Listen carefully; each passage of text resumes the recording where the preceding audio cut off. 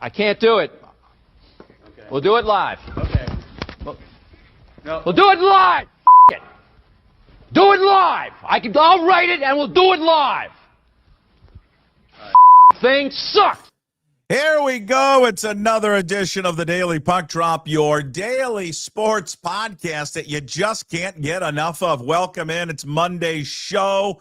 The go-to guy is here. We'll get to him momentarily. Also on Monday's show, Michael-Shawn Dugar, the Dugar Report, all brought to you by Georgetown Brewery. Of course, covers the Seahawks for The Athletic. That's coming up later in the show. And then you don't want to miss this. You can even, if you're watching or listening later on the podcast, you can go ahead and fast forward, get past all of the beginning stuff and get to William Krueger, old school baseball, coming up later in today's show. We recorded him early this morning. I mean, unbelievable how good he is. Goes on an 8-minute filibuster at the start. What went wrong? What would he have done different? It's really good baseball insider minutia stuff coming up from Bill Krueger. We'll get to that later in the show. And of course, we wrap up everything with Hey, What the Puck. But as always, we are broadcasting from the Limbach Lumber Studios. Contractors, they offer free deliveries, everything from whole house packages to homeowner DIY projects, largest stock moldings in the Northwest. Give them a call. Tell them Puck sent you. Reach out to Paul. Paul is going to take you around the back, and he's going to show you where they used to pay Husky football players like Hugh Millen under the table to paint the back wall. He's going to show you that himself. That's where Hugh Millen painted, and he would paint, and then Hugh would talk nonstop. Paul would ask him, "How you doing?" And Hugh would talk for 45 straight minutes back there on that wall at Limbach Lumber. 206-782-3487. Visit them at limbachlumber.com. Visit me on social media, Puck Sports everywhere except on TikTok, Puck_sports. And of course, you can find all of our stuff up at pucksports.com, including signing up to become a Pucks Posse member. Ladies and gentlemen, Monday, Wednesdays, sometimes Fridays, he joins us from parts unknown. He is on the road again. You have to guess where he's at, and we'll allow people to make guesses, but he's not at home. He's not in the shed. It's Jimmy Moore, the go-to guy. Brought to you by... Hey, Puck, I'm alongside the Columbia River, just to give you a hint if you're trying to guess where I am. I want to thank Brian Turner from A Clean Streak in Oak Harbor and Bright Owl Lighting. You'll have the nicest Christmas lights in your neighborhood with Bright Owl Lighting. No ladders, no hanging over gutters, no hassles with untangling strands of lights. Get a free estimate. Give them a call at 360-675-2034 or visit brightowllighting.com. I want to thank Brad Brotherton. I'm not going to thank him as much as I normally do because he took a shot at me in Pullman when I saw him, Puck.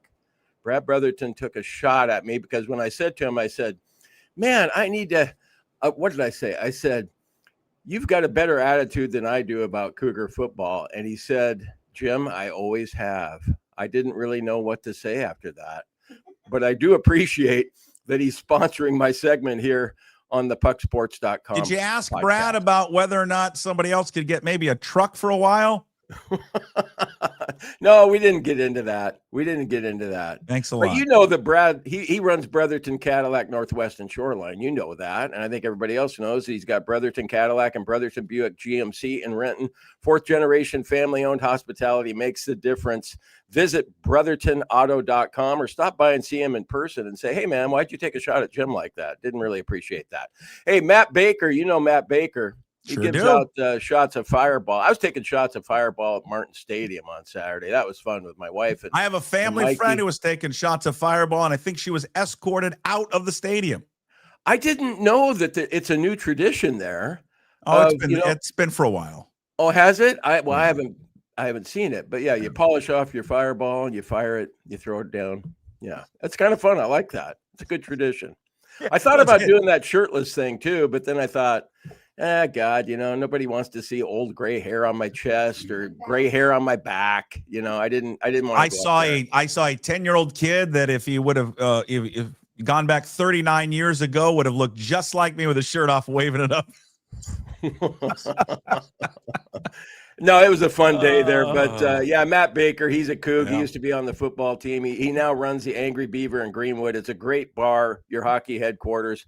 A Coug favorite there. You know, we're playing for the Pac-2 championship on Saturday, and you can watch it there at the Angry Beaver. The Cougs and Beavs at 3:30. Happy hour from 4 to 6 at the Angry Beaver. $2 off drinks and food. And tonight at 5, you can do the double dip. You can watch Monday Night Football and Game 3 of the World Series. You got everything. This is we talked about. We missed you on Friday. We missed you on Friday with Did Troy. you, or are you just saying that? No, I did. I missed you. There's lots to talk about, but you were too busy with Parents Weekend to get away to talk to us, and that's fine. I hopefully you had a great weekend. But Troy and I were talking. Today's the sports equinox. It is. Really? Everything's going. Yeah, everything's going. Every sporting event is going on at the same time. Every sport. NBA, NHL. NBA, NHL, hockey, football. NFL. Okay. Pretty cool. I was not aware of that. Yeah, sports equinox. So I'll celebrate. be watching a lot of NBA tonight. I can't wait. Yeah, I've got an NBA story for you that I'm going to show you something that I guarantee, and because you're and this can't be when I play this for you. It cannot turn into get off my lawn. I hate the NBA anymore. I'm tired. I'm not going to do that. But is it okay if I say Chauncey Billups is one of the biggest idiots I think ever? Is that okay?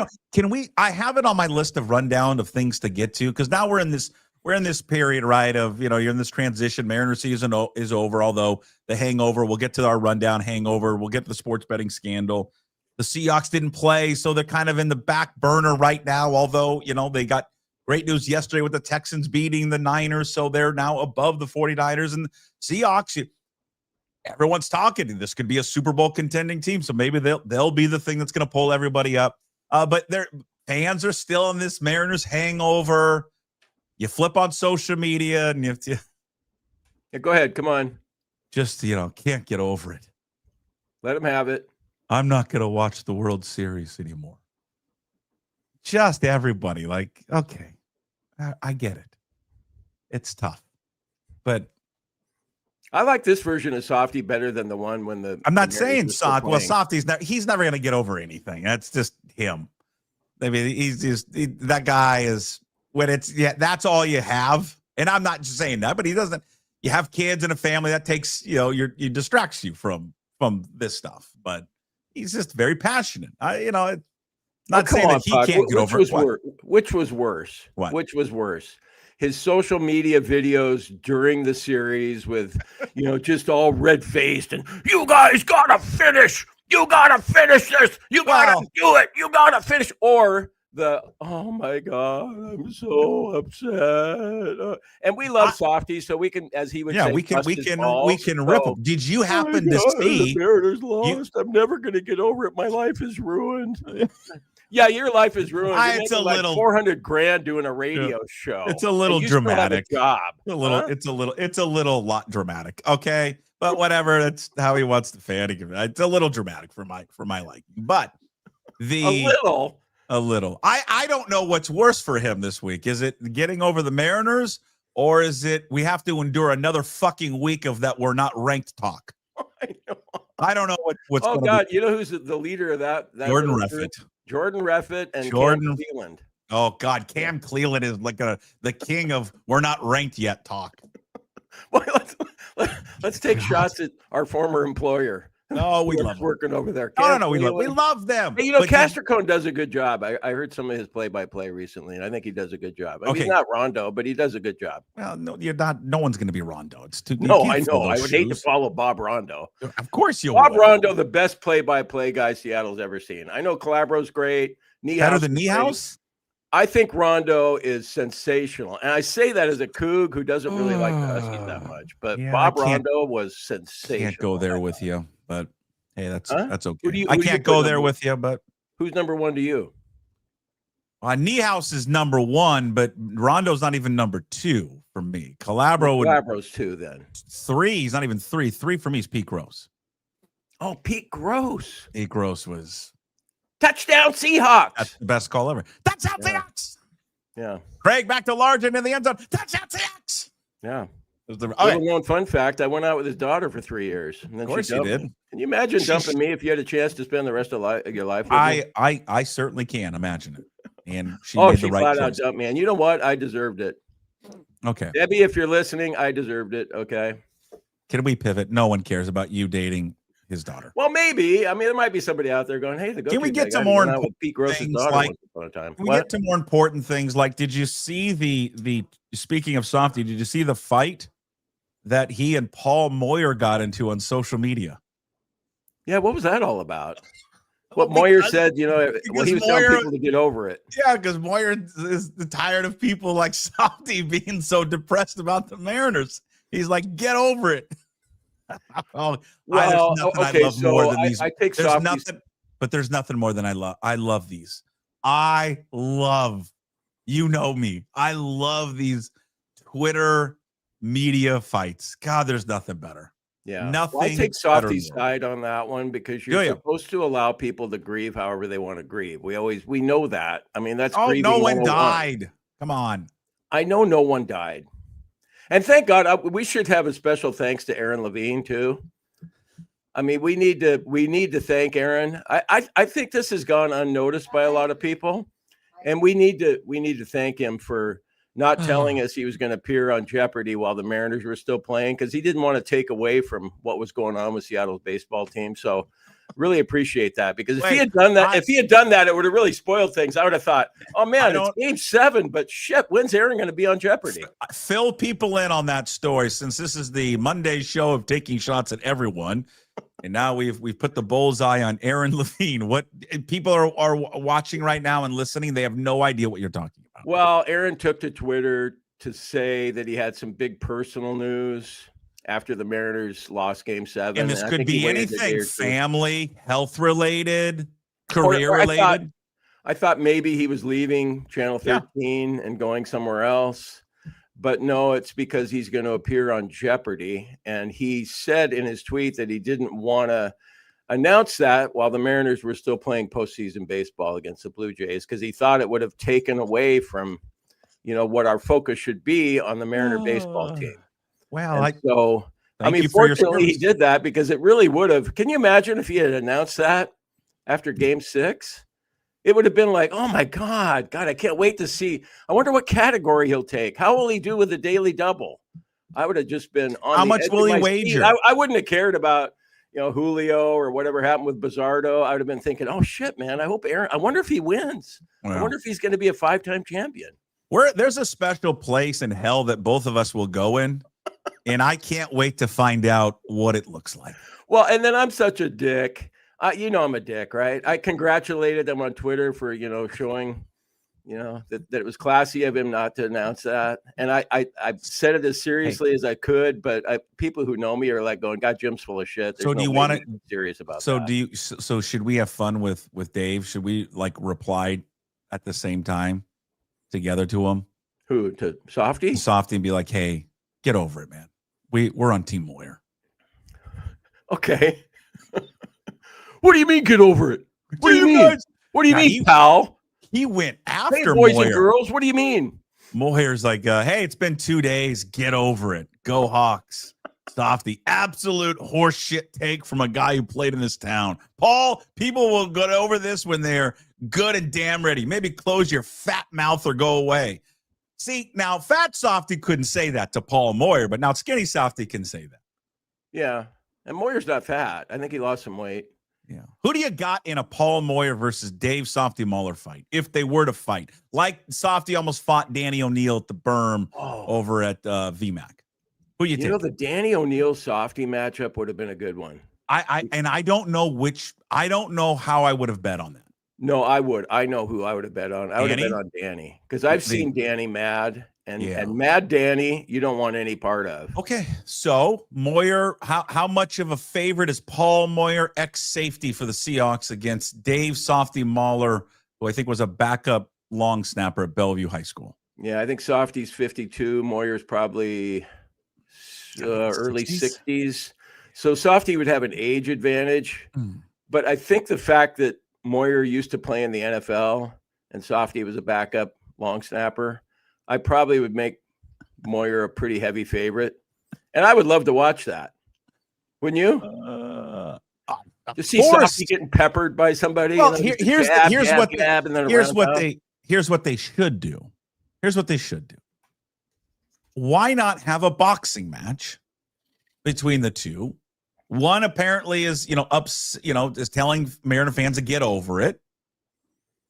The other, I side with you. You can think that, but it's probably not a smart move if I were Paul Moore to say that out loud to people who are Seahawks fans and Mariner fans at the same time. Would have not have said that. Softy, great reaction. Oh, that's the only thing I would have expected him to reply was that way.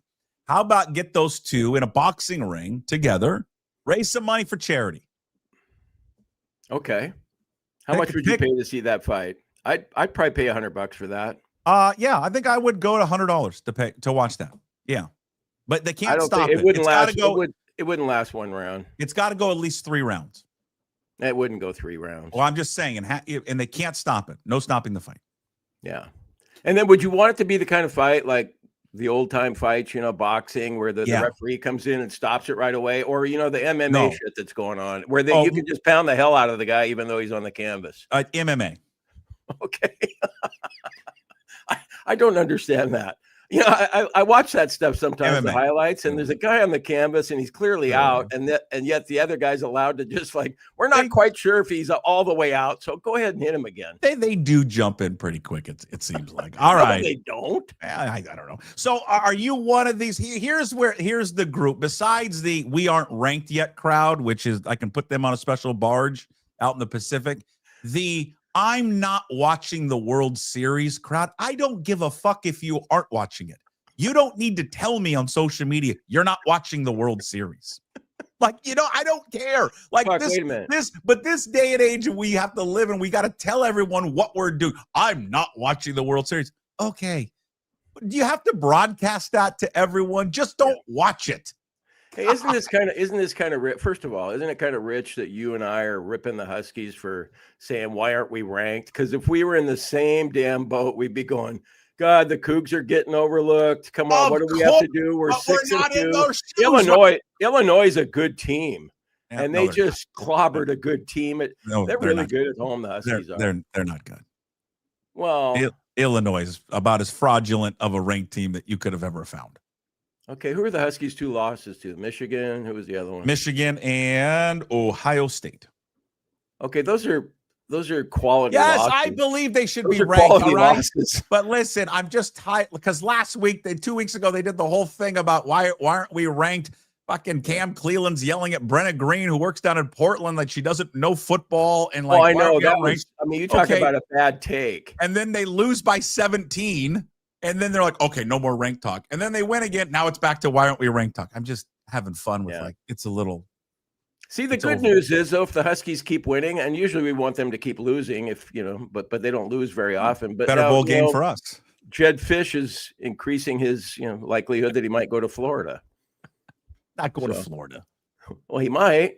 Yeah, he might. If they somehow make the playoff, they might. No, okay. My favorite part about this whole thing is though. I've seen this now on social media. Why aren't we ranked? They're listing their win over us as now why a reason they should be ranked because of how well we're playing. I'm like, ain't that fucking rich?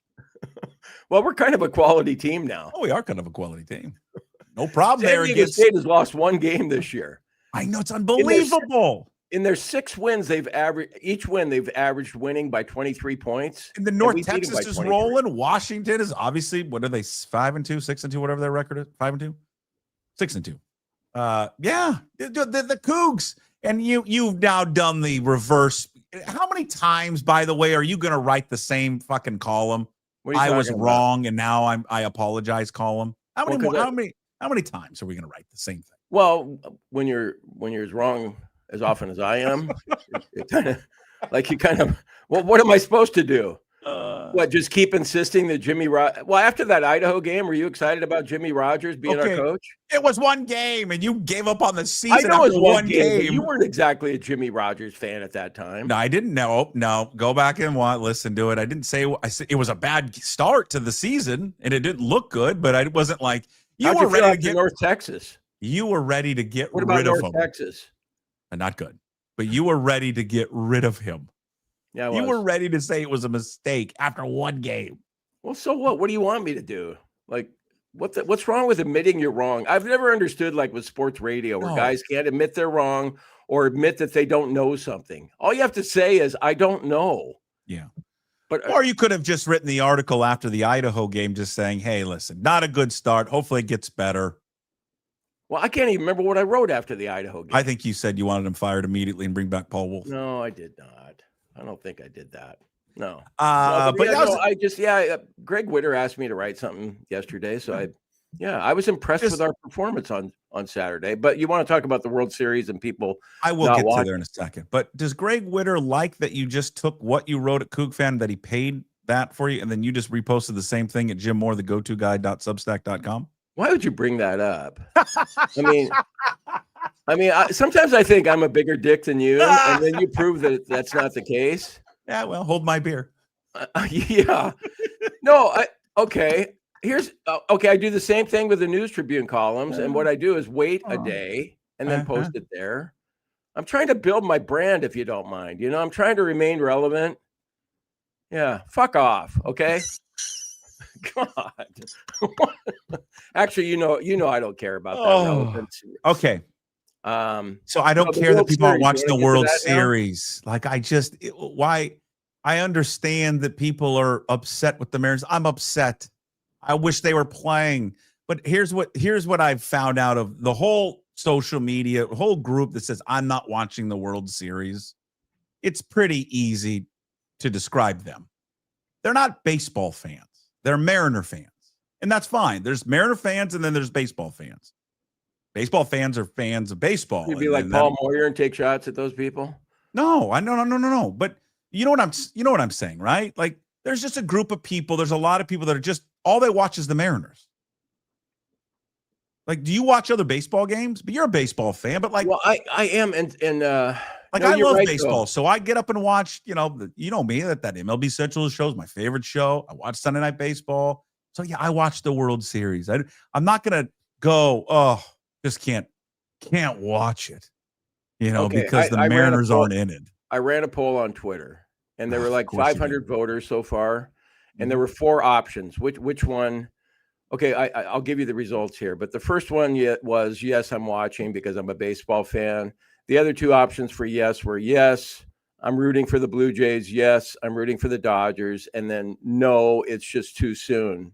Okay. Too soon because I'm a Mariner fan and I can't bear to watch the World Series. 50% said it's too soon, I'm not watching. And then it was split between the other 3 pretty equally. But I think I'm watching, but I was in Pullman, so I was distracted with, not only Aaron Levine's Jeopardy appearance, but the Parents' Weekend festivities. And so it was tough to get involved with the World Series.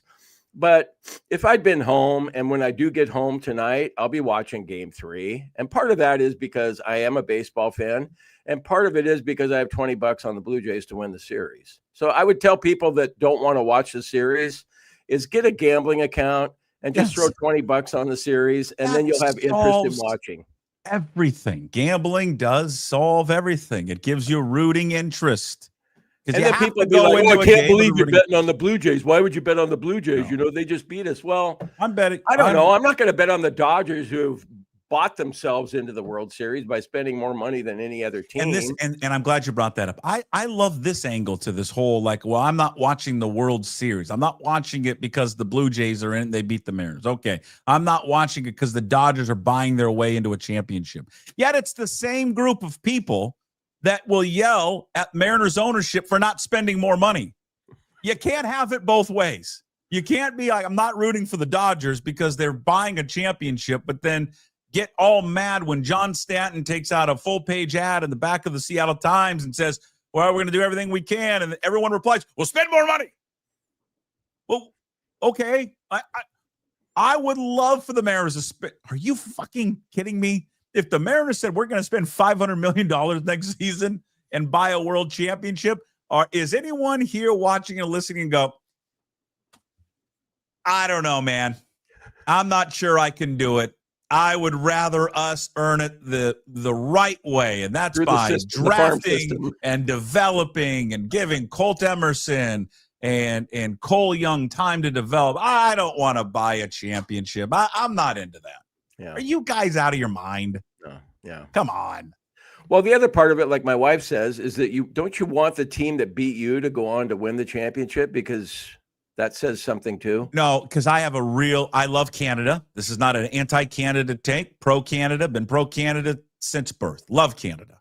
And I like a lot of their players. I despise George Springer to my bone, and I despise that manager. So I want them to lose. All right, fair enough. But yeah, everybody does. I mean, we don't like George Springer. We think he's a cheater, and we probably think he's know a cheater. He is a cheater. He cheated. God, they cheated. But he's a Hall of Famer, isn't he? Look at the postseason success he's had. 23 home runs in the playoffs. And John Schneider, I just don't think a guy that is that much of a buffoon as a manager gets to win a World Series. But you don't like him, huh? No. You know who I do like, though? Blue Jays play-by-play guy Dan Schulman. I do like him. Oh, I haven't heard him. Dan Schulman? We had him on the radio years ago. We did? You know Dan Schulman. ESPN does a lot of college basketball. Oh, okay. I didn't know that with Jay Billis. He looks like Jay Billis. All right. All right. He's got a nice voice. I know who you're talking about now. Just great. Just great. Yeah. All right. So how was it? How was Parents Weekend? You got a big win. I thought that was a Jimmy Rogers type of win. When I envisioned what Jimmy Rogers football would look like late into the fall with the weather turning and you're going to be a defensive-minded coach, that's what I envisioned right there. That was a workman-like, sloppy at times, efficient, grind-out kind of win. Yeah, it's just such a strange development to me, especially going back to that Idaho game where we couldn't run at a lick, and now we're routinely running for more than 100 yards a game. Yeah.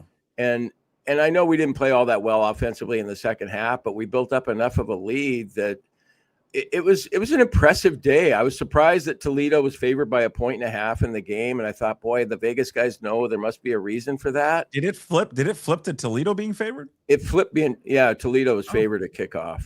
Oh. And no, I was just thoroughly impressed with the job that he's doing. And especially when you think about that offensive line, Greg Woods at the Spokesman, he wrote a story about it today. I'll probably lift some stuff out of there and have it on substack.com here shortly. Just like Coug fan, what the hell? Building brand, all that stuff. No, the offensive line with all the injuries and everything they've gone through, and they're still still enabling Voorhees to run the way he has. Oh, I saw you take a shot at Angel Johnson. That's not very cool. That's a college kid. No more. You're taking shots at him. No more Angel. I always want to say Reese. No more Angel Johnson. It is just why? so 4 carries for 1 yard. What's wrong with that? I mean, it's at least Herbie Voorhees. God, does he run hard? Oh my God, does that kid run hard? Lowers his pads and he is fun to watch. And Pulasi runs hard as well. I don't know what's wrong. How about with our defense, Buck? Our defense has been terrific. That's fun. And you see, I think it's an example of. I mean, are we the most talented team around? No, of course not. No, but it's all that stuff you grow up with, where you just the team collectively playing well together, absolutely, and busting their asses. Those kids don't take a play off. He is. Here's the thing about Jimmy Rogers. I think you wrote about it in your column at Coug Fan. He's not going to win a press conference. I told you that when I met with him in the spring. Oh, he's awful. Remember when I went over there? Most boring coach we've ever had. And I sat down with him and I talked to him, and I'm like. Even when that camera was off, I tried to make a joke, and he's like, okay. And I came away thinking, I don't care. Like we've had all these big personalities over there. This dude lives and breathes football. And that's all he cares about is football. He is old school on how he coaches and teaches and conducts himself. Okay, well, let's see how the season finishes out. I don't want to sit here and praise him and then they go in some tailspin and then you're like, okay, what the hell happened? But I don't think that's going to be the case. Every week I keep thinking, well, yeah, they played great against Ole Miss, but how are they going to play against Virginia? Then they backed it up. Then I'm like, it's great they played this way against Ole Miss and Virginia, but now they're coming home. They're going to be thinking high and mighty about themselves, how they can play against Toledo. By the way, Toledo, say what you want, statistically came in as one of the best defenses in the country. Now, again, you can argue who'd they play, and that's a fair argument. But I'm just saying statistically they were. And they came in and they 21 on him in the second quarter. And they came in and they handled business. And they have gotten better each week. That to me is the sign of great coaching. You wrote about it. I agree. He admits when he's wrong. He says, I screwed up. We're going to work on it. He's got all these new players 75 new players, 75. And I just think what they're paying him is such a goddamn bargain. You know how much money he's getting paid? Are you just what like $1.3 million or something? He is $1.57 million a year. So he's got a 5-year contract. It's going to pay him around $8 million. Meanwhile, LSU just fired a guy yesterday that they've got to pay him $54 million not to coach anymore. Penn State's got to pay a guy $50 million just to go away. Kurt Signetti, when he just signed a contract a couple of weeks ago, if they were to fire him immediately or soon, he'd be owed a fully guaranteed $93 million. This guy and this staff can flat out coach. And I just think it's a real bright future for where they're at and at a good sign going in to next season for this team. Because, they're playing great. Playing great football. It says a lot that so many of those kids came from South Dakota State to join their coach in Pullman. And I know maybe that part of it was, hey, we want to play at a higher level and see if we can excel there. But I think a lot of it had to do with Jimmy Rogers because they wouldn't have been coming to Pullman if it wasn't for him. We got Michael-Shawn Dugar, the Dugar Report, coming up here in just a minute as we'll talk Seahawks. Of course, no game this weekend, and looking ahead to Sunday Night Football there against Washington. Get to sit here and watch Washington on Monday night as they take on Kansas City. I want to ask you about this. We'll talk more about it on Wednesday, but I was thinking about this in this latest NBA scandal, which is just insane. Terry Rozier fixing games. There's a viral video out there. I think of one of the games in question. You're like, Jesus, man. You couldn't make it more obvious what he was trying to do. You've got Chauncey Billups now, who is not on the gambling aspect of the games, although I think there's a tie-in. He's caught up in this mafia illegal poker game. I think what was happening to me, and I've heard other people say this, and I think they're right.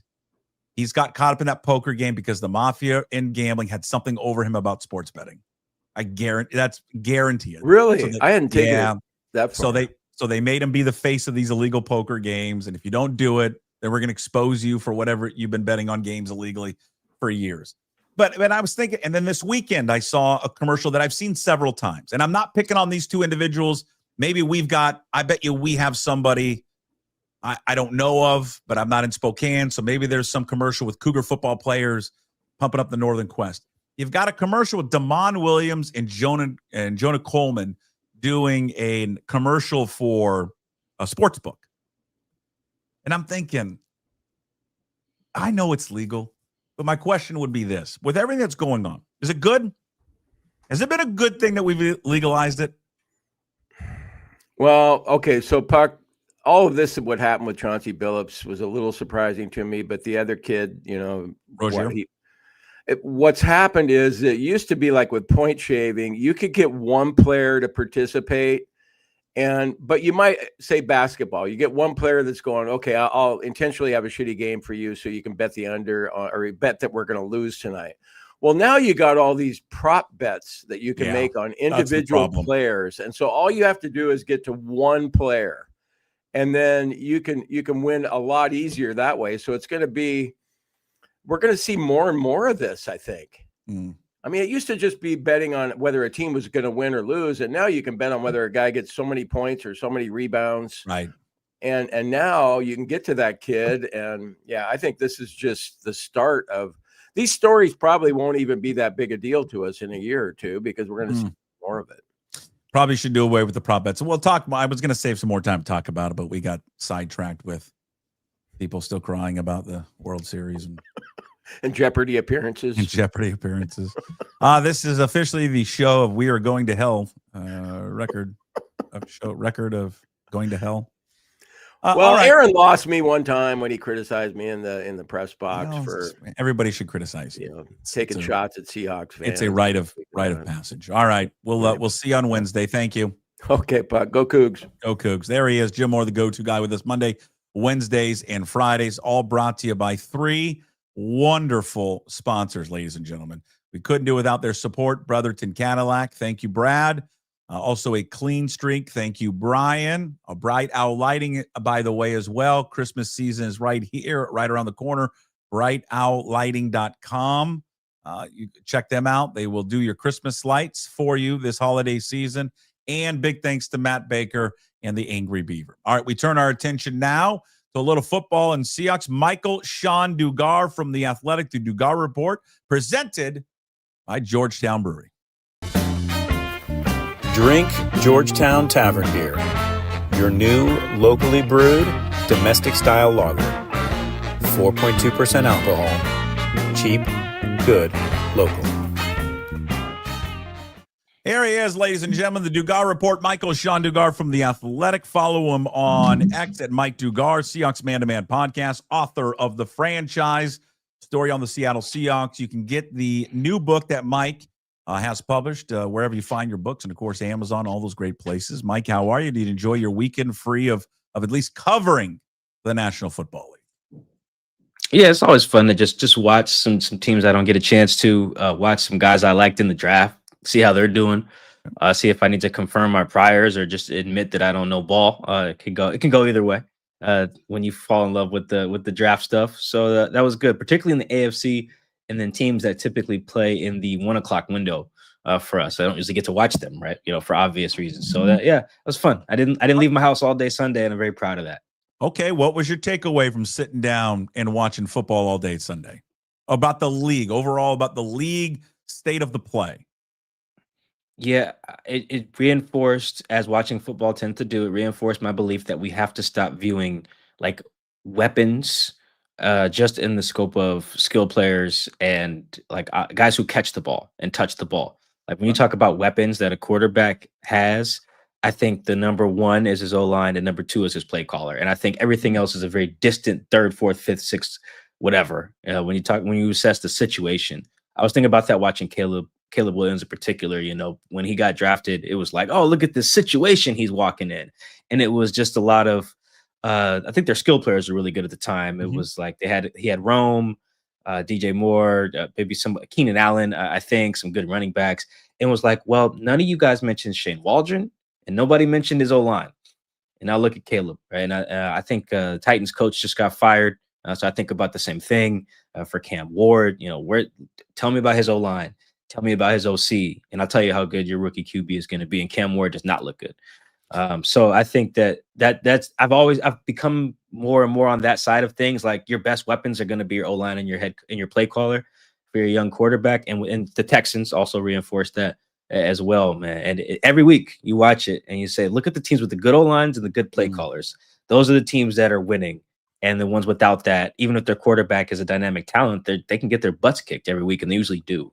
Yeah, I was thinking about that. I think you and I have talked about this before many, many times. When it comes to a young quarterback, where do they get drafted? What's the situation with ownership? What's the situation with the head coach and the offensive coordinator? All of those things go into it to determine probably what the success of that said quarterback is going to be. And if they were in an alternate universe going to a worse off franchise, would they have become the type of quarterback they are now? You're seeing it, I think, to a degree with Sam Darnold. Sam Darnold got drafted by an organization that has just had a miserable time in developing quarterbacks and having sustained success with him. Rotation of coaches and GMs, absentee ownership. And then he gets lost in the ether for a while, gets back to a more stable organization, finally resurrects his career. Now, becoming probably the player that many people thought he was going to be coming out of USC. Baker Mayfield, another example of that. I was thinking about it yesterday, speaking of the Jets. Me and my son are sitting there watching the highlights from the Jets game, and I'm like, I don't know in the end what the story is going to be written about Justin Fields, but I look at him and I go, I've always been a big-time Justin Fields fan, always. And just thinking, had he been in some alternate universe where he goes to a better organization right off the bat, in a more stable organization, and he's not asked to do it right away, would he become a better player than he is now? And I'm wondering, at some point, will he get there? Because there's just a lot to like with him at times. And I was just a huge fan of his coming out of college. I'll always remember the the bowl game or the playoff game when he faced Trevor Lawrence. If you remember that game, playing for the Buckeyes, I think he lacerated his spleen or something, or there was some injury he sustained in the game. And he stayed in and played. And he was unbelievable. And you're like, man, I would take that guy to war every single Sunday. Yeah, the other guy in the other direction is Daniel Jones. When watching that game, I mean, look at him. Their offense isn't just good; it's amazing. And obviously Jonathan Taylor is doing a bulk of the heavy lifting, but their play caller is very good. Their O-line is very good, and you don't think of their team as one with like a bunch of weapons for Daniel. Like Tyler Warren is very good, and then the rest of these guys are just kind of just guys. Like they're decent guys, but like Michael Pittman's good. Josh Downs, Alec Pierce, like these are just good players. No one's expecting them to make all-pro teams at some point, even while they're on the best offense, in the league. So they're another situation like that where you look at where we start with how good is the situation. We need to start. Yes, you're right. Ownership first, and then head coach and / play caller, and then the offensive line. And yeah, with Justin, I think I read a lot of a Jets coverage yesterday because I like train wrecks. So it was actually kind of good to get a feel good one last week. But I think what stands out there is when I watched them in London, I think they played in a week or so ago. He had me confidence. Like when I see his sack numbers and I see his passing numbers, I see a lack of confidence. That's what I saw. And I think that he needs to be somewhere where like maybe Aaron Glenn instills confidence in him. I don't really know enough about that, but he does seem like a guy. Reminds me of Drew Lock a little bit, who's like when he's confident, then you get the guy you saw in college. You got to be a pretty good quarterback to excel the way Justin did in the Big Ten and on the biggest stage, like you mentioned. And then with Drew Lock, pour up the SEC or whatever they were in at the time. Like you can get that out of these guys if they have that confidence. I remember talking to Drew after that Eagles game where he threw the game winner. And one of the big things he talked about was Pete instilling that confidence in him. Like just go be you, and you is good enough. And every coach does not do that. You can see which coach, like Daboll was not doing that with Russell Wilson. He was like, dude, you stink. I need to get Dart in here as soon as I can. Like there's Sean Payton was doing the same thing to Russ. You can just see some coaches who want to get to their guy that they're confident in, and they just treat the other guy like he doesn't matter. It kind of stinks. And then you can see that, like I said, the inverse when that works. I see that for a lot of teams. It's very quarterbacks is what I was paying attention to, as you can see. I guess the other thing, Puck, my league-wide take, I am on my new hashtag. I don't share it on Twitter much, but my friends who watch football with me know this. Hashtag safeties matter. Boy, Puck, there is some bad safety play around the league right now. It is bad tackling. That Colts game, some of the worst DB tackling I've ever seen. Jonathan Taylor is great. Oh my God. I think everyone in Seattle should be very happy that they have the safety group that they do, because without that, your team will stink. That's the Steelers game too. Problem in the NFL, just overall, is it because of the lack of practicing tackling, you think? I think a little bit of it is, one, it's college is not producing a lot of good safeties. I mean, you just watch college, there's not a lot of good tackling. Like when guys get drafted, the highlight reel that they usually show on ESPN or NFL Network, when the skilled players get taken, is some of the worst tackling you will ever see. Even in the big games, yesterday Jalen Waddle scored on a touchdown against the Falcons, right? He catches the ball over the middle and just burns by the safety for a touchdown. I saw like a split screen image of the last time he played in Atlanta. It was in the CFP, I think, with Tua. I forget who they were playing. And he did the exact same thing. Caught the same ball over the middle, burned the safety to the side. Like the college is not producing the player. It's the same problem with the O-line. I think the other thing is that you get a lot of guys who are like moved to safety. Get like a linebacker who was too small, a corner who wasn't fast enough. The Seahawks have that. The Seahawks 2 starting safeties are converted corners. Julian Love was a corner at Notre Dame, Cincinnati. Kobe Bryant was a corner at Cincinnati. They both played outside corner to start their NFL careers, got moved to nickel, then moved to safety, and that worked out. But that's just hard. You got guys who are essentially learning how to play safety in the NFL. Well, come on, that's just not going to work. And I think the last thing is that we tend to put corners back there when the athleticism deteriorates. And that is not, I don't think you can do that in today's game right now. You need a pretty good amount of athleticism to play safety right now. And we're just not seeing it. Look at all the bad defenses. Go watch their safeties. These guys are bad tackling, bad ball tracking. It's rough stuff. So what the Texans did yesterday to the 49ers, if you're a Seahawks fan from a Seahawks point of view, do you look at that and go, well, makes what we did the week prior even better against Houston, although it's at home and the Niners were playing the Texans in Houston? Yeah, I mean, I think CJ Stroud's a good quarterback. And when you make him look the way he looked, he didn't look confident here in Seattle. He was missing throws, up here. Throws he makes, guys who were open, and he was hitting those throws to other guys who weren't Nico Collins, on Sunday against the 49ers. And I think that is Mike McDonald's, superpower. And that is DeMeco Ryans too. Mac Jones looked a lot like, okay, this is the Mac Jones who was available, been on a few teams. Mac Jones didn't play bad, but, he kind of came down to earth a little bit because DeMeco Ryans' defense will do that to you. He just did it to Sam Darnold as well. So I think, Seahawks fans you can't just always look at how your team played an opponent or how they played the week before as well. In the case of the Jaguars, I think that's important with Jaguars and Seahawks. And I even go back, Mike, sorry to step on you there, early on how that game was playing out last night on Sunday Night Football. I probably just didn't give enough credit what they did defensively to Pittsburgh earlier in the season. Yeah, I mean, these teams are basically look like they're trying to punch above their weight, when they play the Seahawks. And they go play these other teams and they can move the ball. I think that's very, very notable.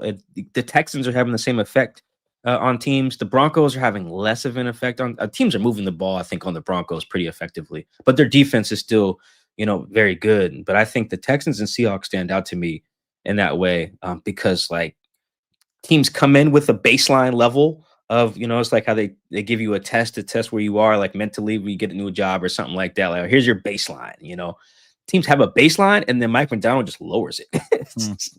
Same thing with DeMeco Ryans. He just lowers it. The Browns kind of have that, but as you saw like yesterday, there's just the limitation to when your defense is so reliant to be your right hand, your strong hand.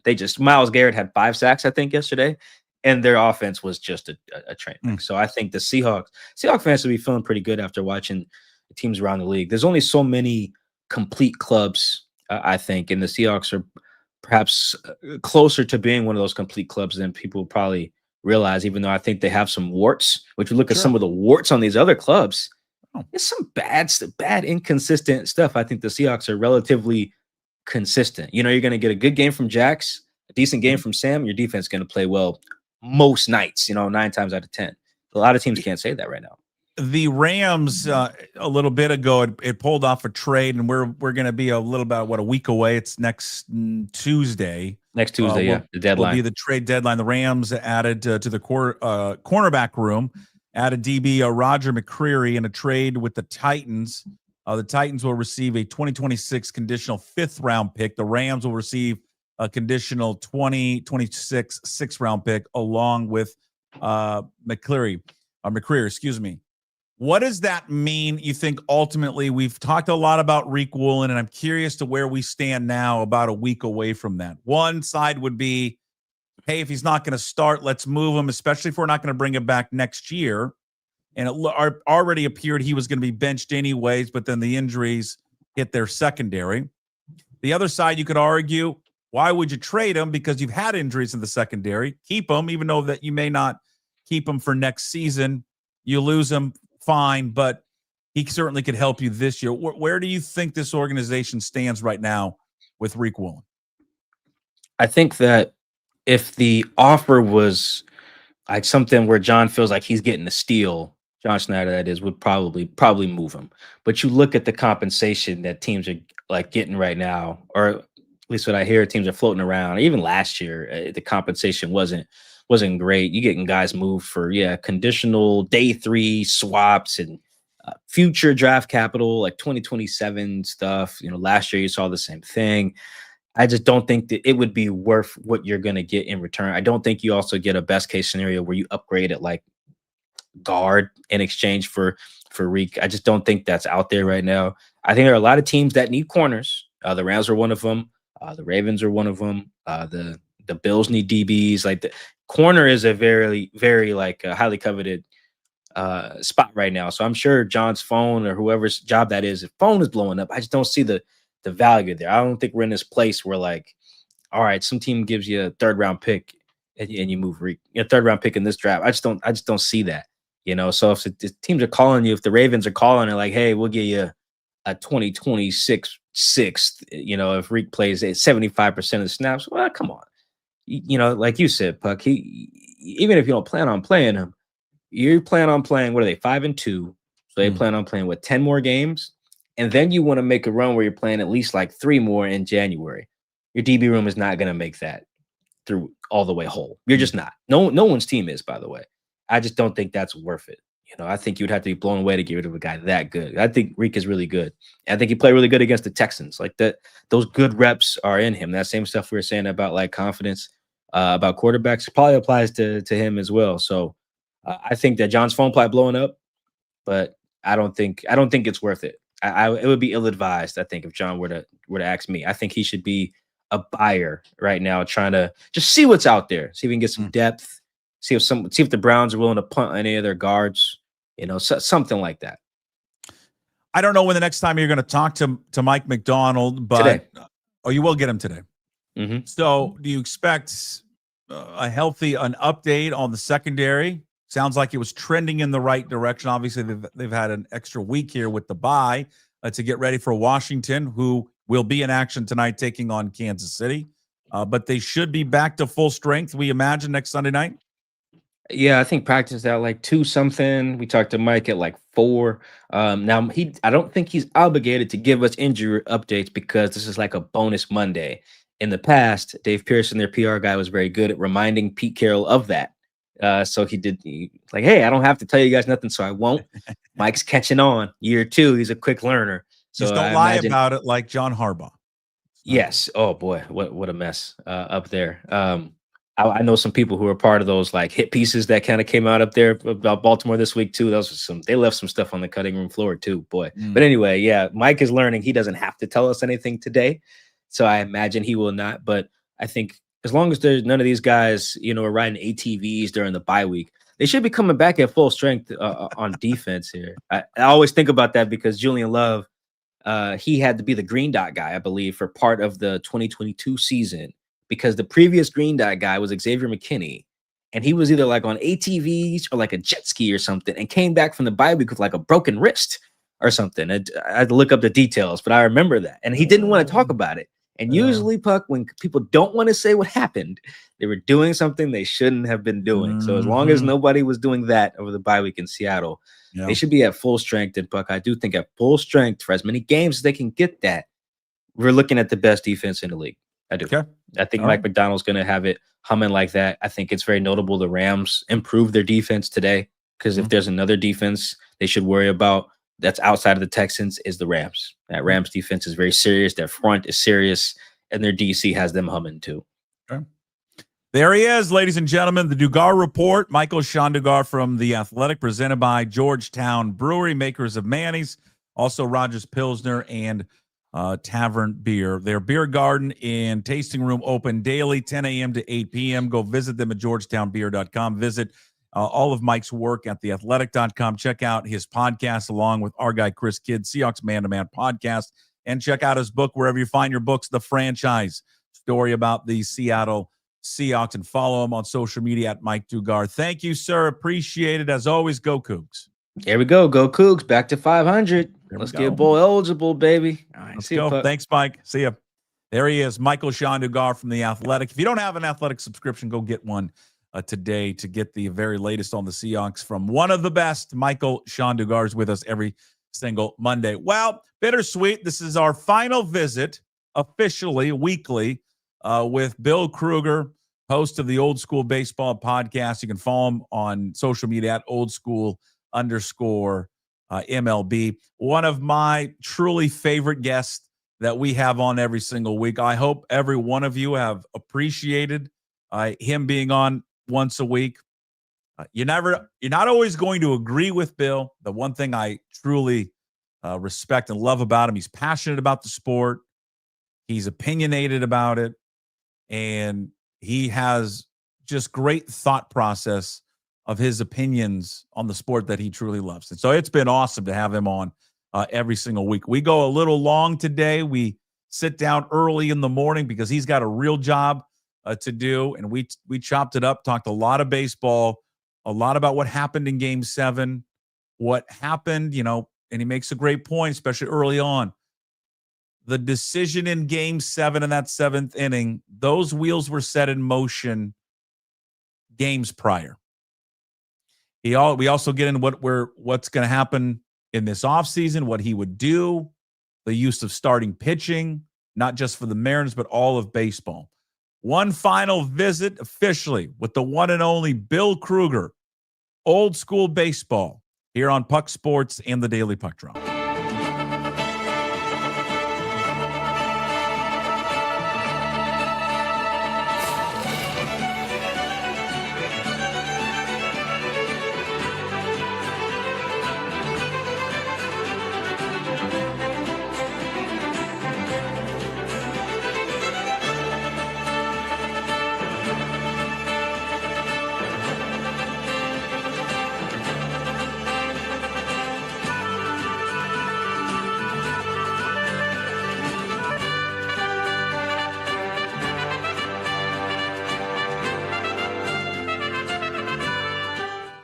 Bill Krueger, that's got to bring back some memories back in the day. Of course, the famed This Week in Baseball intro. Ladies and gentlemen, here he is every Monday with us talking baseball. It is the big lefty. It's Bill Krueger. We got to talk to him every single week. Old School Baseball is the podcast. Find that wherever you find your glorious podcast. And, of course, follow him at _MLB. They don't make opens like that anymore, Bill Krueger. Those are some great pictures. A lot of guys that I faced, George Brett, of course, Hindu, and Dave Kingman in a Cub uniform, Mark the Bird Fidrich, a classic picture. You see that glove he had on? It looked like something he'd been using since he was 12. That thing was beat. But, Gorman Thomas. Oh, yeah. Yeah, great stuff. Really loved it. Well, we got a lot to cover here. This is the bad news. This is like our last official weekly visit, but we're going to bug you throughout the off season. It's been so great to have you on every single week. I think not only do I love having you on, I think our listeners and viewers do as well. You're honest. I think you're fair, and you have an opinion, and you stick to that opinion, and that's what this business is all about. And you just do a wonderful job, and we appreciate. I appreciate you having you on every week, and I look forward to next season. I look forward to catching up with you also during the off season as well. All right, I'm done kind of kissing your butt here a little bit. All right, I'm done. Well, we've had a week since everything went down. You've had a chance to probably catch your breath a little bit. You take it from there. Look back to Game 7. What happened and how the season ended, what we all felt was too early for the Mariners. Well, I think in order to really discuss Game 7, I think we have to put some contingencies and some things that happened that forced what happened in Game 7 to happen. If I can do that, let's just reel back to a point, the most critical point for the Mariners, and what really decided their fate, in my opinion, as to why they're not in the World Series, is the injury to Brian Wu. When Brian Wu got hurt in September, you took the number one starter, and think about any club losing their number one starter, what that affects them, how that can affect them. They may be able to win a series, they may be able to get a little bit further, but their chances of pitching or playing in the World Series are severely diminished. Now, the Mariners were able to cobble it together with the way that Bryce Miller pitched and kind of patch it together. But you take Brian Wu out of the equation. That's number one. Number two, the what was it, 15-inning game in Game 5? That had a debilitating effect on their plans. It really punished their pitching staff. And what did we learn? We learned that if Logan Gilbert doesn't get rest, he's not the same guy. He's not. And he wasn't. Once the club asked him to do more, he was never the same pitcher. Mm.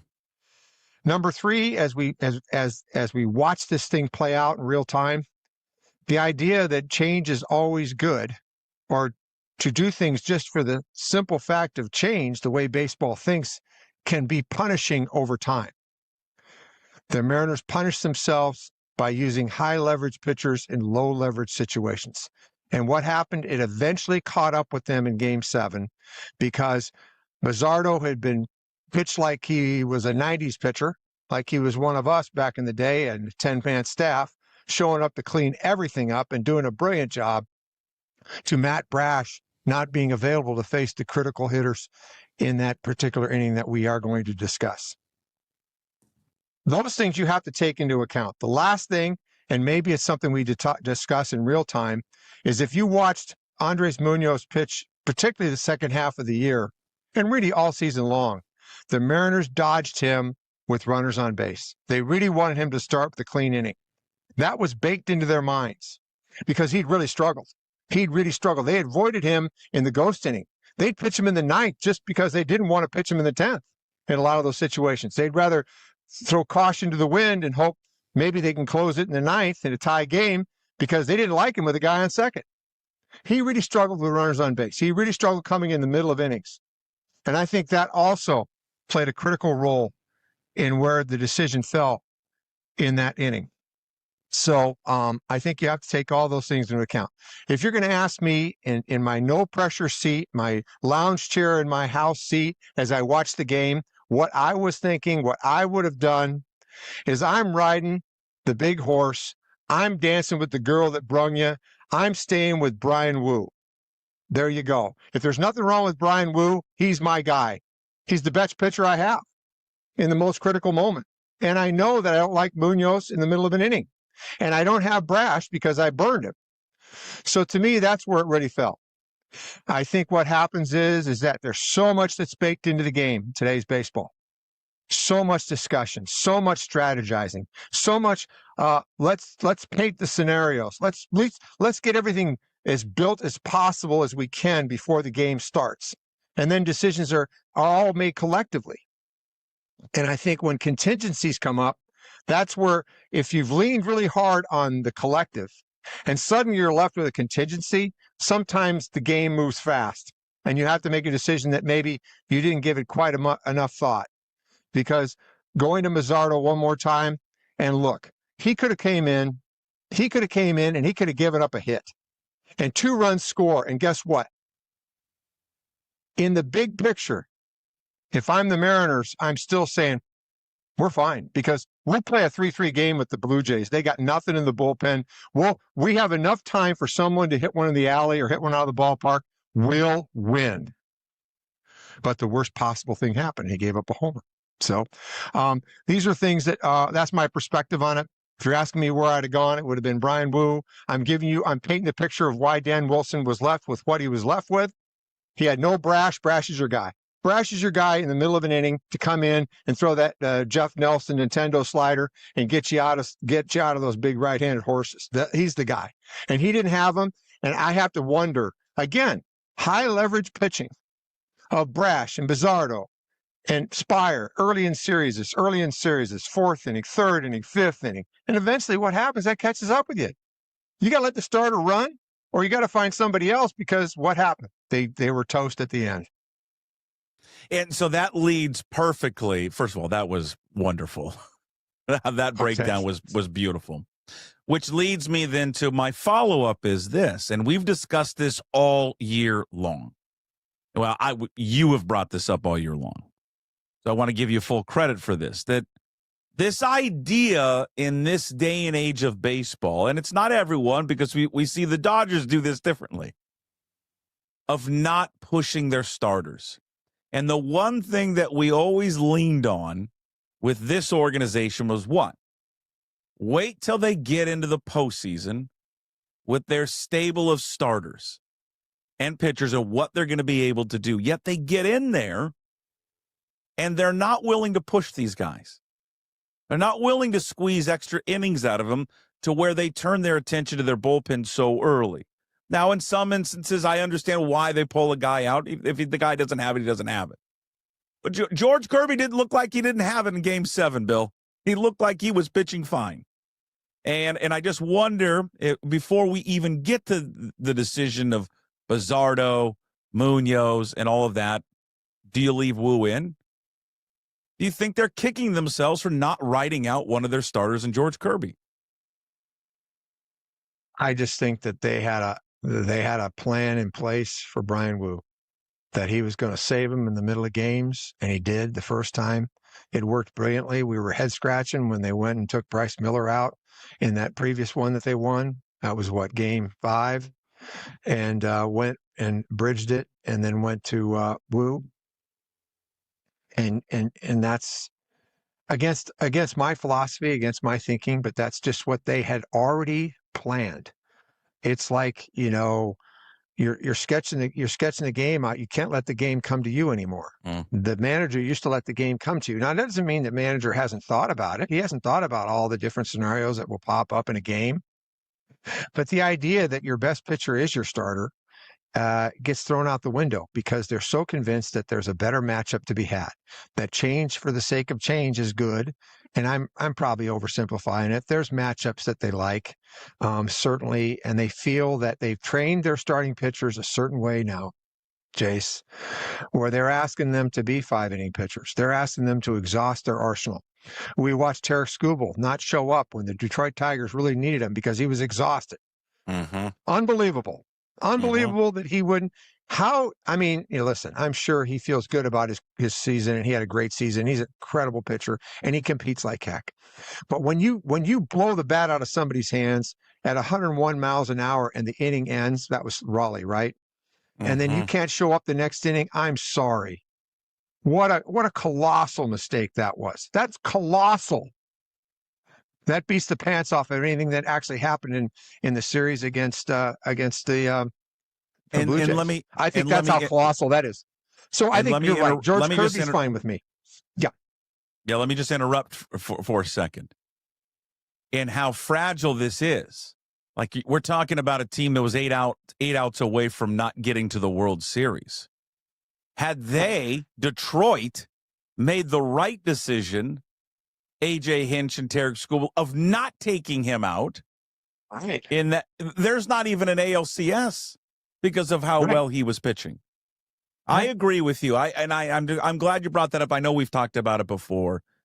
You're right. He's going to win. He's going to win the Cy Young. He's great and all that. I can't get it out of my head that a guy was that satisfied walking off the mound after what he did. And I'm just thinking, you don't have anything left. They want you out of the game. Like, that other dugout at the first baseline is rejoicing that you just left. And you're getting high fives in the dugout because you can't pitch over 100 pitches with your season on the line. Like, I don't know. That is a head scratcher to me, and I do think it, though, has parallels to the Mariners. This idea that you can't push these guys anymore is I don't get it. And I think what you brought up, you said it's already planned out. That's, to me, because everyone wants to point the blame at Dan Wilson. It's Dan Wilson's fault. It's Dan Wilson's fault. And I hope, and I know a lot of fans understand this, I hope people realize he is one piece in an amazingly large cog of people that are making these decisions. I mean, I think people would be blown away the amount of voices there are going, and you know this, going into the decision-making of what they're going to do with their pitching staff on a given night. And it's even more hypersensitive when you get into the playoffs. That they map this out, and I'm with you. Like, it's okay to have an outline of kind of how you want the game to go, but once the game gets going, things change, and you've got to be able to pivot. And I just thought that was a moment in Game 7 where this guy gets through the first inning, and after that, he's lights out, and he did exactly what you talked about the night before. Again, and I should have played it to even give you more credit at the beginning. You said he's got to attack the top line. He's got to use his fastball. He's got to pitch in, all of that. And that's exactly what he did. It's like he listened to you, give him the scouting report. And to pull him from that game, I look back on that, and I know everyone wants to again focus on the Bizardo Munoz thing. And I just think that decision and that what ended up losing in Game 7, it was the decision to pull him from the game early. Cross baseball. We're asking our pitchers to throw 5 or 6 innings. The quality start is 6 innings. That needs to change. It should be 7. We're giving them an out to build a case around why you have so many quality starts. Make it 7. Make the quality start 7. Do you remember a couple years ago, George is a little bit caustic and he's not loving being in front of the media after a game, good, bad, or indifferent. He's very uncomfortable. You remember the game in Tampa where he was into the 90s pitch count and he gave up the double or the home run and ended up losing the ball game, and he was whirling up to that point. And then he came out and said, well, I was past 90 pitches. He basically was telling everyone he should have been out of the game. And everybody punished him for that. They punished him for saying, what are you saying? What are you saying? You want out of the game? What are you talking about? Crying in spilled milk. You're supposed to be tough. You're supposed to be a guy out there. They have to rip the ball out of your hand. It's a look inside of the way that they are mentally and physically building starting pitching. What scares me, Jason, and I'm just throwing this out here more for just something to talk about, is baseball shooting for a staff of 3-inning pitchers? Is that what they want? Is that what baseball wants? They want to eliminate the starter. They don't want to pay Justin Verlander or Max Scherzer or any of these guys $35-40 million bucks. They just want to find another way to take money away from the players. And why not do it that way? Because we love chess. Baseball is checkers. It's not chess. The players know how to figure the game out. Okay, they do. And I think it's what we've done. We've done to the game. We've said, ooh, the third time through the lineup. Ooh, that's when the serpents are at the end of the voyage of Columbus and the edge of the earth is coming and you go off the edge. Off the edge. It's 90 full pitches. You know Every what? game is different. Read the guy. How's he throwing? He's breezing. Great. Let him pitch. You're not going to get hurt. If you listen to Smoltz during the series, oh my gosh, it's like we're on the same page. I mean, not that I'm trying to take anything from John Smoltz, because he is one of the best. He is talking about all the things, if you listen, Jason, to what you and I discuss all the time about the advent of risk when you add pitchers to the game. The idea that the third time through the lineup, the idea that starting pitching can't go further, the idea that they're going to crack and break like a piece of china. They're not. The starting pitcher is the best guy in the game. The reliever is a reliever because he can't start. Everybody's a starter. When you're 9 or 10 years old, you're all starters. And then we filter it out and you squeeze through the funnel and out pops the first 3 guys on everybody's staff, and they're the best in the game. Period.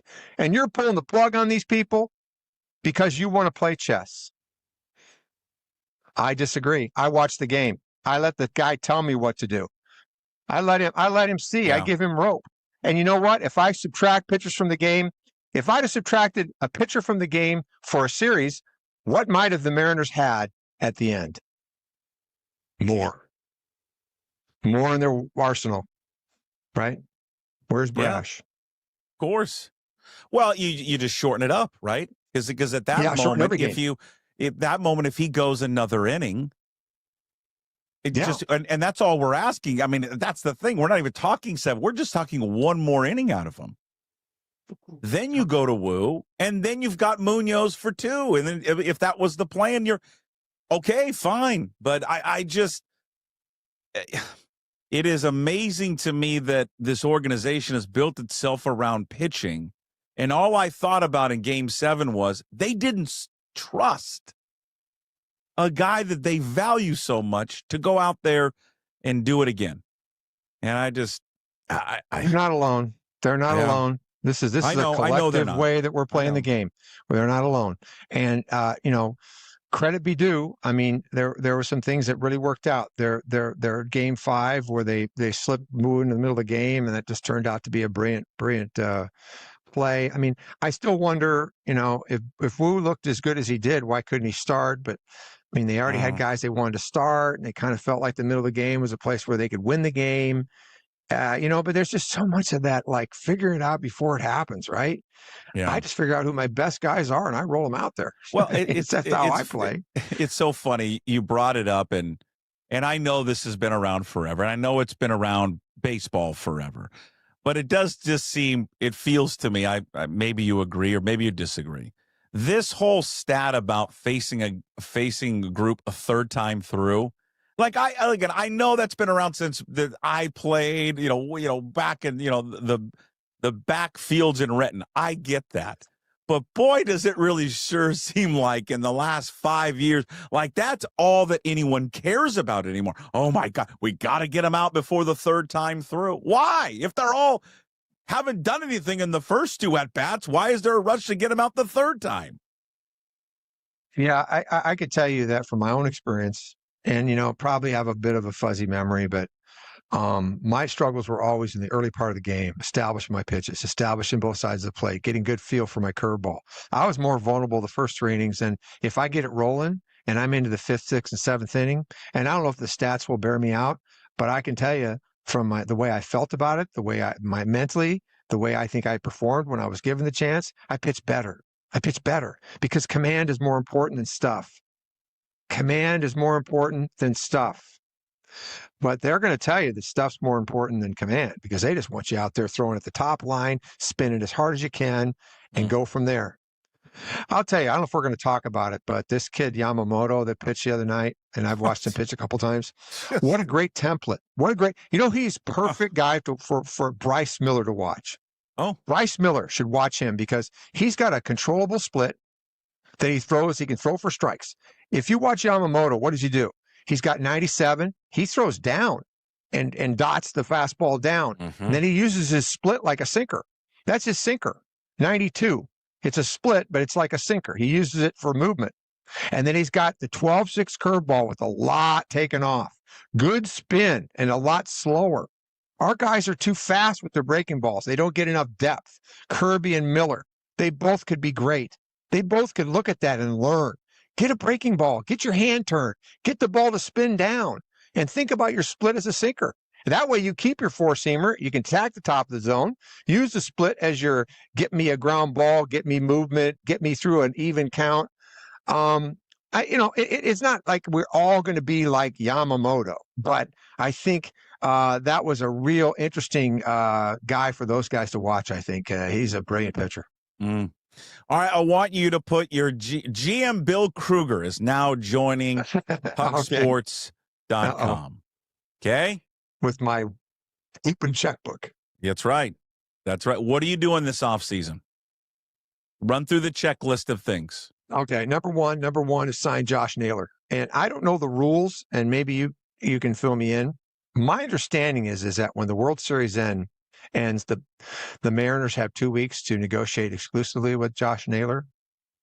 I'll have to check true? on that. I don't know. I always think isn't it 5 days after the World Series? I'll be honest. Whatever it is, I'll freely admit I don't know. I think there's an exclusivity. There's an exclusivity right now to signing Josh Naylor. And it would behoove the Mariners to do it before he becomes a free agent because, there are going to be other suitors. This guy is a total package player. He's young. And first basemen don't get paid a ton. But this idea they were going to pay him 60, 70 million, I don't think so. I think it's going to be 100 million. Oh, yeah. He's 28 years old. Okay. He plays first like great. I'm not going to get into his stolen bases. Stolen bases are a comic book. I don't even want to talk about it. But he's good at it. He's a Twinkle Toes Flintstone out there. Good for him.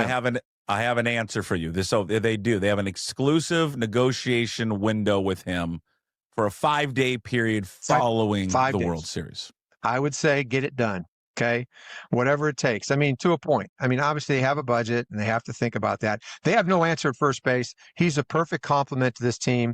They need him. He's our leader. He's great. He's a great bat to ball guy. He sprays the ball around. Oh, I think he's a must. Okay. That's where things start for me. After that, they're going to have to think hard and fast about where they think Ben Williamson is as a player. He had 255.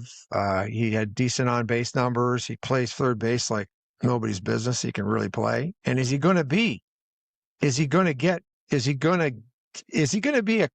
We watched Clement play for Toronto. Can he be like him?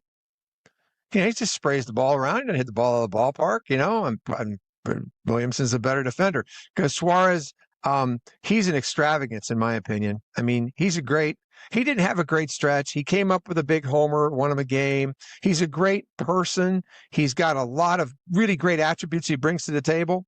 He's got scary power, and he's going to put numbers up, but he's horribly inconsistent, and he punches out a lot.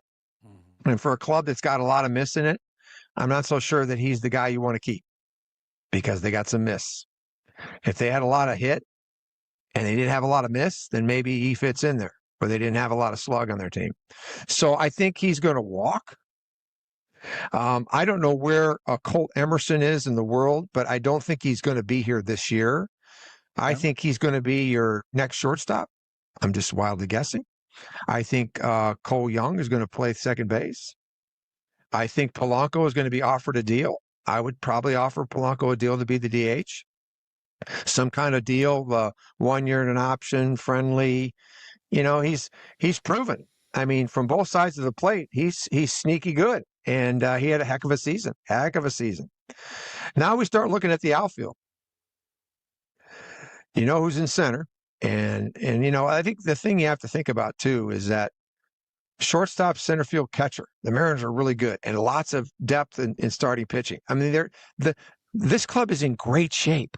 They still are. The future is still bright. This is not dark. It's bright. Okay. Even though they didn't get there, it's a rite of passage. You have to kind of take it that way. It's a rite of passage. Every great club kind of goes through a rite of passage. They stumbled at the end, but they're now going to have more grit and more resolve to come out and get to the World Series next year. And they have every bit of ability to do it. The Astros are flagging. They're going to step in. They're going to be the monster in the AL West. So I'm just going to say that. Julio Rodriguez made some nice adjustments. He flattened his bat out a little bit. He still hasn't hit it in the clutch, but you know, good look, better look the second half. He looked better on the fastball. He just looked better. Rosarina, he's arbitration eligible at probably $20 million. That's got to give you a pause. Yeah. If you don't love a Rosarina, I don't really. I mean, he had a good year. He played better defense than I thought he would play. He had a lot more homers than I thought he would hit. He had some pretty good stretches, but you know, he's just not quite like. I think they could do better for $20 million. Wow. What that looks like when you start playing the game of not offering him arbitration, letting him fly, or you sign him and then you trade him, or there's a lot of gambling involved in hanging on to a guy that you control. He's got another year before free agency, so it'll be interesting what they decide to do there because they've got Robles, and Robles will come back and he'll be stronger. And Canzone sure proved that he can hit. He's got a long ways to go as a defender, but I think they have to think about him being a defender, whether that's in left field or wherever it might be. And I think the Mariners have to think about, you know, they need to look at the market. You know, is there an outfielder out there with good bat to ball skills that they could maybe trade for with their extra pitching or their catcher? I can think of one. He's former Beaver, Stephen Kwan. Give me a Stephen Kwan and put him in left field. I'd be all over that. Okay. He'd be perfect for this team. But, you know, probably look at, you know, they're always going to be shopping second left-hander in the bullpen. Ferguson won't be back. Bizzardo gives them 4 at the end. I mean, I don't think he's a fluke, even though he did fail at the end. He had a great season. We got Bizzardo, Spire, Brash, and Munoz. That's a pretty good core. Not expensive. So they're in good shape there. Logan Evans is going to give him another option. I think Emerson Hancock's a trade possibility. He can't seem to figure out exactly who he is. Is he a reliever? Is he a starter? Is he a sweeper? Is he a flatter arm angle? Is he a sinker changeup guy? Who is he? Somebody needs to figure out who he is because I don't know who he is. He's shown some moments. Logan Evans, if he throws more fastballs, he's got a chance. Plus, you know what? Logan Evans can take some punishment against the ropes and he can sit on the chair for 2 minutes and he can come back out and say, I don't care. I gave up 3. Doesn't matter. I'm going to slam the door on you. I like his makeup. I like his stuff. I think he can fit as this thing develops, depending on what they do with, you know, I mean, if there's another trade possibility out there, I don't know whether or not a starter can be traded for a Stephen Kwan, for example. I mean, that would be something to chew on. Luis Castillo. Yeah. He's owed a lot of money for the next 3 years. It's over $75 million. Still owes that much? Still 3 years left? He's $24 million next season, 24 and 27, 25 and 28. Not a free agent until 2029. Yeah, I mean, you got him. Unless he's still he's showing some vulnerability. He's not quite as overpowering at the top line. He has to mix it up more. He's vulnerable against left-handers. But when the smoke cleared, the guy goes out there and he gives you 6 innings to start. He does. And he doesn't walk people, and he's got a 3.5 ERA. Who doesn't want that? But if you're an organization, because I think this is the biggest question for these guys. I think their payroll is somewhere between 125 and 130 on the books for next year as of now. They said they want to be, again, in around 160, where they finished this year. Well, if you get Naylor, and we think Naylor's $100 million, 5 years? Yeah. He's probably in that boat. Well, there's $20 million right there. It's a lot of money that's already, your off-season budget's already taken up a lot by one player. Now you get Polanco, whatever that is. Pay some of the other guys more money too. Right. Some of then you got arbitration guys, then Polanco. Well, the point is that money's gone real quick. If you're going to put that, which they've kind of already said, Jerry DiPoto in the end of the season get together, already put that 160 marker on them. That's kind of where we want to be. Well, if that's it, I'm just telling you that there's a couple moves, Naylor, Polanco, arbitration guys, it's gone. Just like that. So if you want to get more money off the books, trading a guy who's got $70+ million left is something that I think that they're going to look at, and I do think that there'll be something there with Randy Arozarena. I think those two guys I would just keep an eye on, no doubt, to probably be moved. You got Emerson Hancock, he's a chip, not a big one. You got Harry Ford, he's a chip. Because Harry Ford, let's talk about him for a second. I guess there's no other place to go but to let him catch once every 9 days, I guess. Yeah, right? I mean, what else to do? What else to do there? It's not right for the player. The player should play. If he's a big league player, he needs to play. Yeah. And Raleigh's just not going to step down. So I think Harry Ford's probably going to, and he becomes a guy that, I don't know if people covet him. Don't know. He's still not, played a lot in the big leagues. Arozarena is someone that people could like. He could be, we talked about Castillo. Could you say, because did they know that Brian Wu was going to be a number 1 and All-Star? No. And you got a healthy Gilbert, you got a healthy Kirby, you got a Brian Wu. That's 3 pretty good starters right there. And I don't know. You tell me. I mean, when Bryce Miller shows that if he gets back, he's going to be great too. So they could pitch a Logan Evans. They need some more left-handed pitching in the bullpen if you're going to do that. When do you expect to see Cade Anderson from LSU? I think he's going to pitch a year in the minor leagues. That's just a wild guess on my part. But I don't know. I mean, does he go out there and just like, he's yawning during the games because it's just not challenging at all? I mean, I think he needs to pitch a little bit as a pro, right? He just needs to get into into pro hitters, just get in the pro game, right? Pitch for a while. That would be smart. They're not in a place where it's out of necessity that he has to come. Is he a Skeens? I mean, I don't think he is, but I watched him, and to me, he's smooth. His mechanics are good. He's got a good feel for pitching. He's going to be able to throw the ball on both sides. He can tilt the baseball. Yeah, he can do it all, I think. And he's going to be a pitcher. It's not about, going out there and saying, look at my stuff. I'm wild and I'm all over the place, but look how nasty my stuff is. He can pitch. So I think it's probably a year. That's a wild guess. Probably would help him to let him pitch a year, but he's their left-handed guy coming down the pike.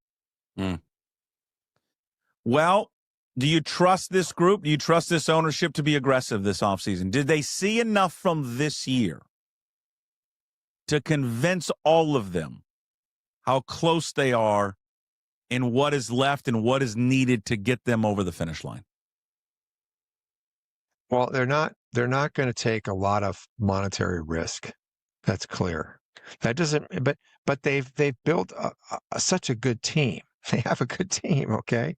I mean, they have shortstop, center field, catcher, and 5 starting pitchers. I mean, and now they got 2 really good guys at the end, probably 3. I mean, teams would drool for that because then all you got to do is sprinkle around the edges, but they're a little hesitant to take too many big swings on the edges because they keep convincing themselves, well, this guy's coming. This guy's a year away.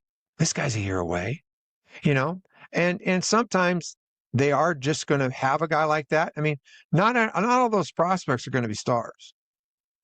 So, I mean, Cole Emerson, how many more years on Crawford's contract? Another year? 2 years? One more year. One more year. So that's probably what they're thinking. I'm not down on Crawford. I'm just saying that's probably what they're thinking. Yeah. Emerson's a shortstop in 2027, right? But I mean, they're such a good shape, right? I mean, the pitching is still not overpaid, right? Raleigh should be making twice what he's making, and Rodriguez is going to end up being a deal. So they're in good shape when you start thinking about the way they're spending for their stars, the way the system is feeding them. It's just a matter of, can we improve on the edges? Can we have a better left-handed reliever? Can we figure out a bat-the-ball guy in left field? I mean, is there a third baseman that gives us that too? I don't know, but I think these are things that, you kind of have to say to yourself, can we do a little bit more in those spots to make this team really solid? You are the best. And you know what? We throw that around. Everybody does this. And I do it to everyone. Oh, you're the best. And I'll be honest with you, I don't mean it. I mean it with you. I love talking to you every single week. I love talking baseball with you. I don't always agree with what you say, but that's fine. And I don't think we should always agree with what people say. But you have so much passion. You bring so much expertise to this show. I hope our listeners are happy and thrilled that you were with us this year and that you'll be back with us again next year, that we're going to bug you during the off season. My regret is that we just don't spend like an hour doing this, but we were going to talk more during the off season when they make a move, when they get to all these, these GM meetings and everything that transpires during the off season. And before you know it, Bill Krueger, that's going to be reporting, you're going to pitchers and catchers report for Peoria. So thank you. And again, Old School Baseball Podcast. Check it out, all your podcast platforms. Follow them on social media, old__MLB. Thank you. Thank you. The pleasure was mine, Jason. And it's so nice of you to build me into your list of great, well, not great, but all your folks that you bring on the air. You give me the opportunity. I really appreciate it. Thank you. All right. We'll catch up with you soon. Thank you, Bill. Okay. Bye-bye. There he is again, Bill Krueger, host of the Old School Baseball Podcast. And again, just a pleasure, a thrill to have him on every single Monday talking baseball. We'll have him on again next season. Hell, we'll probably make him even a bigger role. We'll catch up with him during the off season as well, because there's plenty to talk about in the off season. This will be a very interesting, like all off seasons, but a very interesting and pivotal offseason for the Mariners. Where do they go? Where does ownership want to push this right now? Because I think, to me, that's the critical point with this organization. More on that here in just a second, and we'll get to Hey, What the Puck. But it just was a pleasure to have him on. I hope you all enjoyed it as much as I did. Again, you don't always have to agree with someone. It can always be a back and forth. And there was times that we didn't always agree. But he's very thoughtful about the game. He's got a great insight into the game, the background of having played, but also just watching the game as well. And I just could not agree with him more than his thoughts on pitching. I think pitching around baseball has become a problem. I think it's a problem with this organization, with their starters. You have to trust these guys a lot more. And I think the wheels, as we talked about, were set in motion in Game 7 before we even got to the Bizardo-Munoz storyline that people should be, I don't want to say more angry about, but question more is this George Kirby decision and this boogeyman that now is infiltrated baseball, that starters can't face the lineup for a third time. It's just, we've become obsessed with it in this sport. All right, we'll get to Hey, What the Puck in a second. Puck Survivor update. by the way. We are down to 56 people. 56 of you over the 500 we had are still alive in Puck Survivor. 12 of you were eliminated this weekend because you took Kirk Cousins and the Atlanta Falcons out. The Colts were the top pick this week for people that moved on. So congratulations to those who believed in the Colts. 3 of you have got Kansas City tonight against Washington. So 56 still alive. Grand prize, $500 in cold hard cash. Second place prize, $100 to John Howie Steak. Third place is $50 to Georgetown Brewery. And fourth place is $50 to Flat Stick Pub. Big thanks to SandmanSports.com for hosting Puck Survivor. They've got you covered on all things from sports, all things in sports, news, analysis, in-depth articles, podcasts, and expert betting advice. Check them out at SandmanSports.com. All right, let's get to Hey, What the Puck, which is brought to you by our good friends at Restoration One. It is your restoration company that lets you avoid the stress of water, fire, and mold damage with their property restoration services. Locally owned and operated. Make them your first call when these damages affect your residential or commercial property. 206-817-8917. Visit them online, restoration1.com, the North Seattle franchise. You're coming into the show a little late. Please go back, watch, listen to the Bill Krueger segment. It just was fantastic. It's just a big offseason for the Mariners and what they're going to do and where their priorities are at. And again, if they want to be in the 160 range again, which Jerry DiPoto said with reporters last week, that's not a lot of where they're currently at. Because I think, by various reports, they're in that 125-ish range right now. 130, well, if you add, I think it's like 120 to 125, I think is where they're at right now. And if you want to be in 160, well, okay, so you got, $40 million to play with? Well, Josh Naylor is going to cost you a lot. He just is. And he has a chance to be in that $20 million range. Okay, well, that money starts to dry up real fast. You want to bring Polanco back. You've got arbitration guys. So, again, that's gone real quick if you've put your budget at 160. I think they will look into trading Luis Castillo. He's got a lot of money left on the books. A lot of money. And whether you like it or not, I think they're going to take a real hard look at that this offseason. Randy Arozarena, I don't know if he's worth it at that price tag. What his arbitration number is going to be. It's going to be a lot of money. You can find a better solution. I think they should look at it. I love Bill's idea about Stephen Kwan. They don't have a real leadoff hitter. It would upgrade you in the outfield. And what he does do that this organization has been preaching for 5 years is about more contact and not striking out. And that's what Stephen Kwan does. It is funny of an organization, they want to play a certain way offensively, but they don't acquire players that play that way. Well, Naylor does. That has always been a mystery to me. The two superstars don't play that way, yet they want to play a certain way offensively and have this approach at the plate that they don't have players that do it. Stephen Kwan does. So we'll see what the offseason holds in store. One last quick thing, too, and then we'll wrap up the show. What is wrong with Major League Baseball? Why do we have to wait so long for these stupid awards? They're honoring and they want to spread it out. But they're not spreading out like the Roberto Clemente Award is going to be handed out, which is a great award. It's going to be handed out tonight before Game 3 of the World Series. But we got to wait till November 11th for the Manager of the Year. We've got to wait November 12th for the Cy Young. And then we got to wait till the 13th of November for the MVP awards. It's just dumb. Baseball, why they spread this so out? They should announce these awards before every game of the World Series. You got 4 games, announce an award before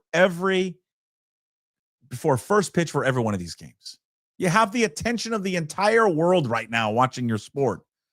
In November, no one's paying attention to you. They're paying attention to football. They really dropped the ball on this one. They've been doing this forever, and it doesn't make sense. All right, do better.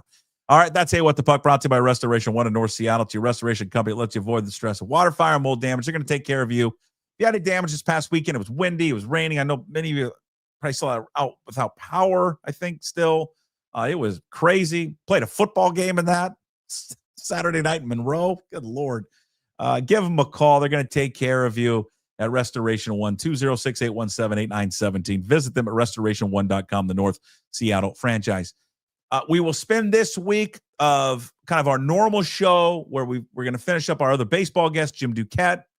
But once we get through this week, then we're going to pivot more to our football show. So we're going to move some stuff around. Guys that you've had on certain days, they may move around to different days, but we'll cross that bridge when we get there. Big thanks to everybody watching and listening today. Thank you to all our sponsors, Limbeck Lumber, as always, Georgetown Brewery, and Restoration One. Thank you to Jim's sponsors as he joins us Monday, Wednesdays, and Fridays, Clean Streak, Brotherton Cadillac, and the Angry Beaver. Today's Daily Puck Drop, find it up on YouTube. When you're there, please subscribe to the channel, like the show. That'd be great. Also, find the Daily Puck Drop on your favorite podcast platforms. And, of course, you can find everything at pucksports.com, where there you can sign up to become a member of the Pucks Posse. $5 a month. You support all the free content we do, in addition to bonus shows throughout the week. Not sure if we're going to get a visit with Mitch Levy from KJ Arndt since, it's been such a tough, playoff run for him. He's had to take 5 days off. But hopefully we'll cross our fingers. We'll have him on Thursday. Puck Sports, Daily Puck Drop, we're here all week long. We're here for you. It's the podcast for the people, unlike him. You can find everything up at pucksports.com. We appreciate all the support. We'll see you on tomorrow's show. As always, promise to be better. No shoes, no ties. Anybody like to smoke some pot? Yeah. I was born to love. I was born to lick your face. I was born to rub you, but you were born to rub me first. What do you need my address for? We like to send out a mailer. Mother of mercy, I don't speak Japanese!